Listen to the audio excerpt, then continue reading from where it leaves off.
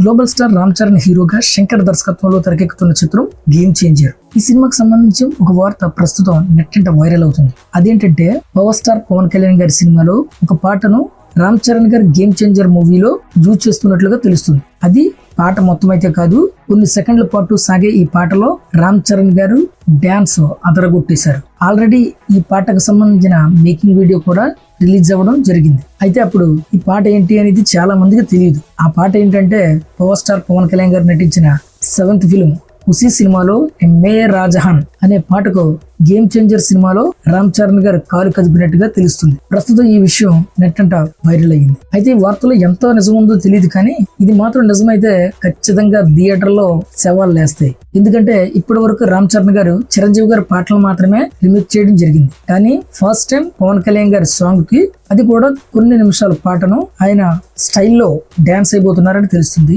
ఇది విన్నప్పటి నుంచి power star fans social మీడియాను షేక్ చేస్తున్నారు. బాబాయ్ పాటకి అబ్బాయి డాన్స్, థియేటర్ లో జాతరే అంటూ క్యాప్షన్స్ పెట్టి ట్రెండ్ చేస్తున్నారు. దీంతో ఈ సినిమాపై మరింత హైప్ పెరిగిందని చెప్పొచ్చు. మరి చూడాలి ఈ సినిమా రిలీజ్ అయ్యి ఎలాంటి వండర్స్ క్రియేట్ చేస్తుందో.